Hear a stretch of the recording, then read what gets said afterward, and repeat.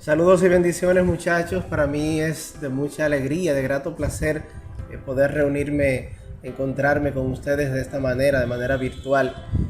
Tenemos esta clase preparada, esperando que sea para ustedes de agrado y de bendición. Finalizando el año 2021, nosotros iniciamos una nueva unidad de aprendizaje llamada la Biblia y el pueblo de Dios. En esta parte, en esta unidad, nosotros pretendemos adentrarnos un poquito o zambullirnos, ¿verdad? Como hacen los buzos, en lo que es en el mar de la palabra de Dios, para que seamos empapados con su gracia y con su misericordia. La palabra de Dios, que es vida y nos da vida a cada uno de nosotros. Vamos a conocerla, vamos a manosearla un poquito, ya sea una Biblia virtual, ya sea una Biblia física que usted tenga en su casa. Vamos a conocerla un poquito, a ver cómo se formó, saber cómo se busca un texto bíblico. Vamos a conocer algunos de sus libros y sus grandes partes.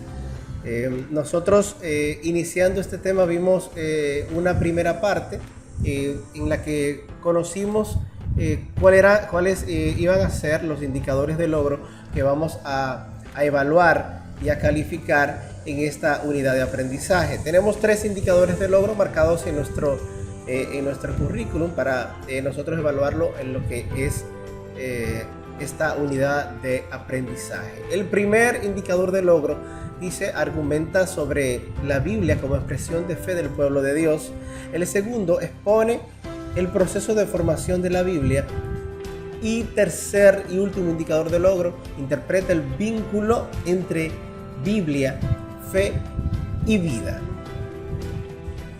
En esta unidad de aprendizaje nosotros también en diciembre del 2021 nosotros también iniciamos una primera parte. En esa primera parte nosotros comenzamos hablando sobre el Adviento y conociendo algunos personajes, los personajes principales del Adviento, que es el Adviento, el color del Adviento, la corona de Adviento, sus elementos y algo también sobre la Navidad, que nos ponen de frente, de cara a la persona de Jesús, que es personaje principal en la Biblia que estamos tratando.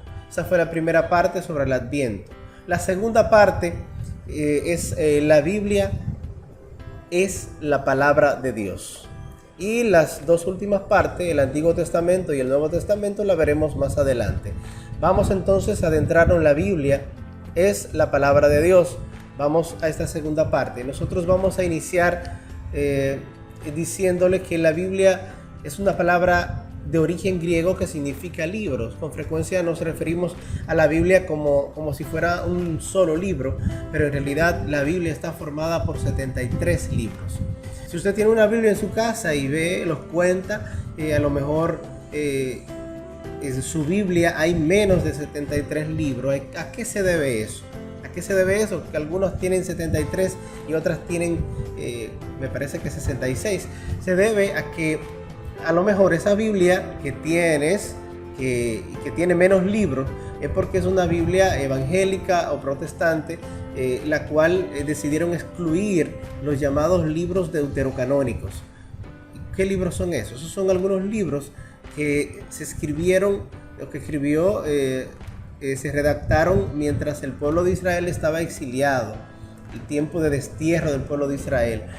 Nosotros los católicos consideramos que el pueblo de Israel, aunque no estaba en su tierra, en su templo, en su casa, siguió siendo el pueblo de Dios, y Dios siguió hablándole, consolándolo y llenándolo de esperanza. Entonces estos son estos libros llamados deuterocanónicos.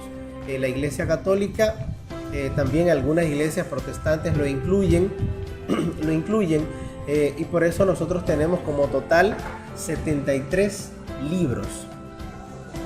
El proceso de formación de los textos bíblicos es el siguiente. Bueno, antes vamos a ver que la Biblia se divide en dos grandes partes. El Antiguo Testamento, que consta de 46 libros. Estos contienen la experiencia religiosa del pueblo de Israel. Estos libros son anteriores al nacimiento de Jesús. Y la segunda parte en que se divide la Biblia es el Nuevo Testamento. Consta de 27 libros que presentan la vida y el mensaje de Jesús en los 4 evangelios y las primeras comunidades cristianas. El mensaje y vida de Jesús, como les dije, están contenidas en el evangelio o en los evangelios de Mateo, Lucas, Marcos y Juan. Esos 4.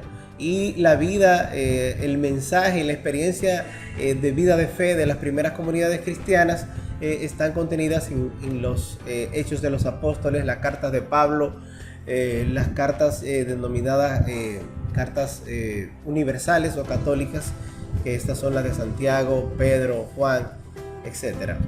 La Biblia no tiene un único autor, sino muchos redactores, personas que a lo largo de muchos siglos han querido que se recuerde la historia de la revelación de Dios y la respuesta de fe de los hombres y mujeres que la conocieron, hasta llegar a la plena revelación de Dios en Jesucristo. El inicio de la Biblia no se escribió toda de un tirón. Tampoco podemos pensar que mientras iban ocurriendo los hechos había una persona escribiendo, redactando que el cruce del Mar Rojo y ahí había una persona y Moisés abrió el mar. No. Esto llevó un proceso. Lo primero es que los relatos de la Biblia se empezaron a transmitir de forma oral, de forma como una tradición, de generación en generación. Los padres a los hijos, los abuelos, y así sucesivamente, de generación en generación, de forma oral. Las tradiciones orales más antiguas se remontan al segundo milenio antes de Cristo, mientras que los primeros escritos serían del principio del primer milenio antes de Cristo. El libro más reciente de la Biblia fue escrito entre finales del siglo I después de Cristo y principios del siglo II después de Cristo.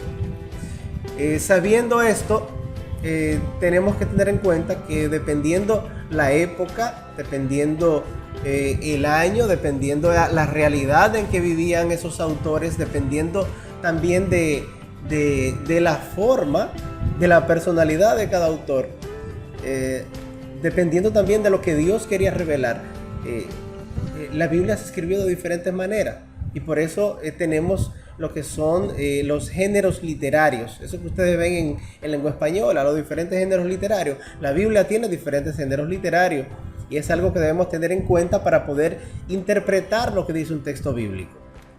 Entonces, en el Antiguo Testamento tenemos varios géneros literarios. El primero es histórico. Este trata de un hecho o personaje importante desde el punto de vista religioso. El profético, usado por los profetas para denunciar en nombre de Dios la falta de fe y las injusticias o para anunciar alguna intervención divina.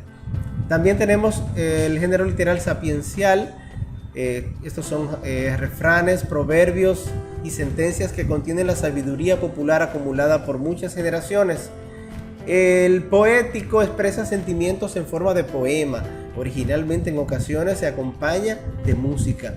Este es muy famoso, muy frecuente en los salmos y también en el cantar de los cantares. El género literario alegórico o mítico, este pretende dar una explicación a las grandes interrogantes de la humanidad. Es lo que se da, por ejemplo, en el caso de la creación en Adán y Eva. En el Nuevo Testamento tenemos también varios géneros literarios. El primero es el epistolar. Epistolar viene de epístola o carta. Son cartas de diversos apóstoles. Hay 9 cartas de San Pablo dirigidas a cristianos concretos y hay 8 cartas atribuidas a Santiago, Pedro, Juan, Judas y un anónimo que es el libro a los hebreos. El siguiente género literario en el Nuevo Testamento es el evangélico. Este trata sobre la narración de los hechos, dichos y hechos de Jesús. Pertenecen a este grupo los evangelios y también los hechos de los apóstoles. Dentro de este género hay otros subgéneros. Están las parábolas, que son comparaciones narradas como relatos. Son parábolas. Vamos a recordar, por ejemplo, una parábola cuando Jesús dice: el reino de los cielos se parece a un granito de mostaza, que es muy pequeñito, pero cuando se siembra y crece, se convierte en un árbol grande que da sombra y sirve hasta de casa, de hogar para las aves del campo. Tenemos también los relatos de milagros, son narraciones de milagros hechos por Jesús. Vamos a recordar un milagro de Jesús. Yo recuerdo ahora mismo, uno que me llegue así a la memoria, el paralítico, que Jesús le dice: levántate, toma tu camilla y vete a tu casa. Son relatos de milagros hechos por Jesús. El siguiente son relatos de la pasión. Estos son relatos del prendimiento o arresto de Jesús, el juicio a Jesús y la ejecución de Jesús, también la muerte de Jesús. Finalmente, dentro de los subgéneros del evangélico están los relatos midrásicos. Es una palabrita nueva. Yo me enteré de la existencia de estas palabras realmente estudiando este material. Los relatos midrásicos muestran cómo las profecías del Antiguo Testamento se cumplen en Jesús. Por ejemplo, una profecía del Antiguo Testamento donde dice que el Mesías va a nacer en un pueblecito, en Belén. Entonces, en el Evangelio se recoge esa profecía del Antiguo Testamento para demostrar que esa profecía se cumple en Jesús. Por ejemplo, me llega ahora a la memoria cuando Jesús estaba en la cruz, que dijeron que no iban a romperle ningún hueso, sino que le clavaron una lanza. Entonces dice el evangelista, el que escribe, dice que esto fue para que se cumpliera la profecía, una profecía que viene desde Isaías en el Antiguo Testamento, donde Isaías dice que no le van a romper ni un hueso al Mesías cuando muriera. Entonces en el Evangelio se recoge y se recuerda que Isaías dijo eso. Entonces, para que se cumpla esa profecía, ahí entonces sucede ese acontecimiento. Dentro del Nuevo Testamento también tenemos el género literario apocalíptico. Es una narración plegada de símbolos tomados del Antiguo Testamento que quiere desvelar el sentido de la historia humana como una lucha entre el bien y el mal, en el que este será finalmente vencido gracias al influjo de la resurrección de Jesús. Este relato, ahora mismo, una parte que me llega a la memoria, es al final del Evangelio de Mateo, en el relato del juicio final que nos cuenta Mateo al final de su evangelio. Este pertenece a este género literario apocalíptico. Debemos tener pendientes siempre los géneros literarios para poder entender los textos bíblicos y así no perdernos en algo tan esencial, porque va a depender de cómo el autor escribe para nosotros interpretar. También va a depender cómo escribe, para qué lo escribe, para quién, dónde, cómo. Hay que irnos al contexto histórico y también al contexto de la vida de la persona que escribe. Rápidamente vamos a ver las normas para localizar un texto bíblico. Cuando usted ve un texto bíblico que dice Juan 3:21, ¿cómo localizar esa cita bíblica? Isaías 30:33, ¿cómo localizar esa cita bíblica? Hay algunas normas básicas. Lo primero es que las citas bíblicas generalmente vienen con una abreviatura. Y aquí la vemos en lo que le estamos proyectando. MT es Mateo. Las primeras letras significan el libro que usted va a buscar. Usted agarra su Biblia, dice Mateo, lo primero que va a hacer es buscar el libro de Mateo. El primer número, 5, eso significa que usted va a buscar el capítulo 5. Los capítulos es el número que está más grande dentro de un libro. Si usted abre el libro de Mateo, por ejemplo, va a iniciar desde el 1, números grandes, 1, 2, 3, 4, 5. Entonces usted va a buscar el 5. Los números que le siguen después de la coma, a ese número, después de la coma, son los versículos. Los versículos son los numeritos más pequeños que están dentro de un capítulo. Esta cita bíblica significa que usted va a buscar el libro de Mateo, capítulo 5, y los versículos, los numeritos pequeños, los numeritos del 1 al 3, y el punto significa que usted no va a leer el 4, ni el 5, ni el 6, sino que usted va a volar hasta el 9. Usted va a leer los versículos del 1 al 3 y el 9. Esto separa. Entonces luego, cuando hay punto y coma en una cita bíblica, separa dos citas bíblicas distintas. Después de ese punto y coma puede venir otra cita bíblica distinta, un libro nuevo, un capítulo nuevo, etc.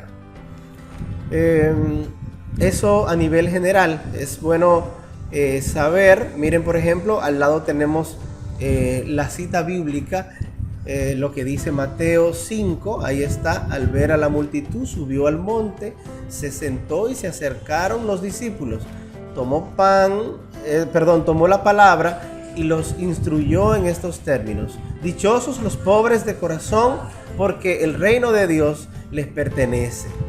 Ahí hay puntos suspensivos, porque ahí se está volando del versículo 3 y está pasando al 9. Dichosos, ya este es el 9. Dichosos los que procuran la paz, porque se llamarán hijos de Dios.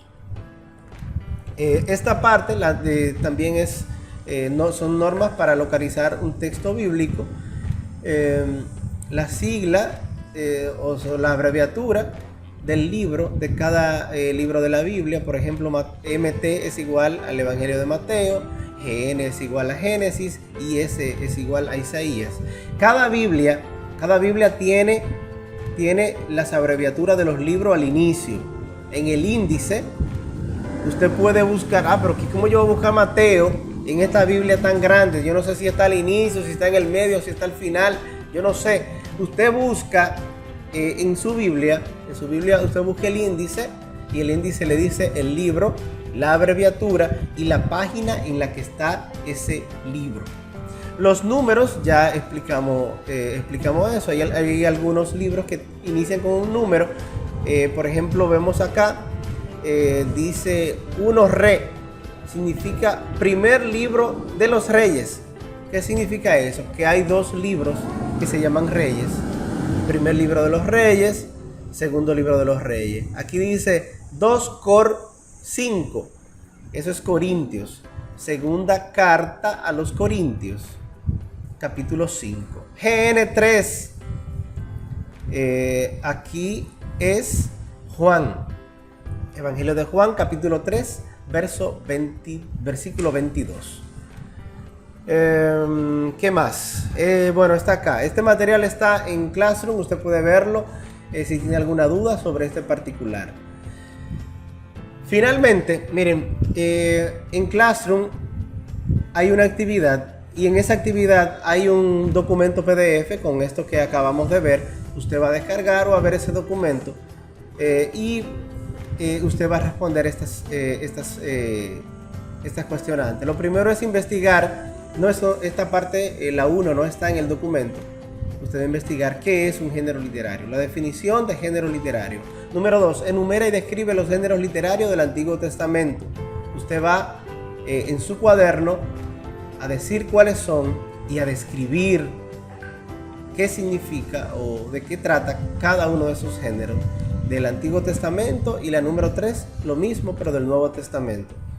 La número 4 dice: conociendo estos géneros literarios, indica a cuál género pertenecen las siguientes citas bíblicas. Jeremías 19, del 1 al 15, usted la va a leer y va a indicar a qué género literario pertenece.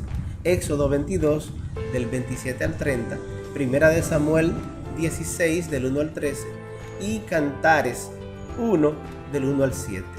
Usted va a decir cada una de esas citas bíblicas, las va a leer, y de los géneros literarios que ya vimos y que están también en el material que compartimos, usted va a identificar a qué género literario pertenece esa cita bíblica que le estamos indicando. Al terminar usted de hacer esta actividad, usted va a tomar foto de su cuaderno y la va a subir entonces a Classroom.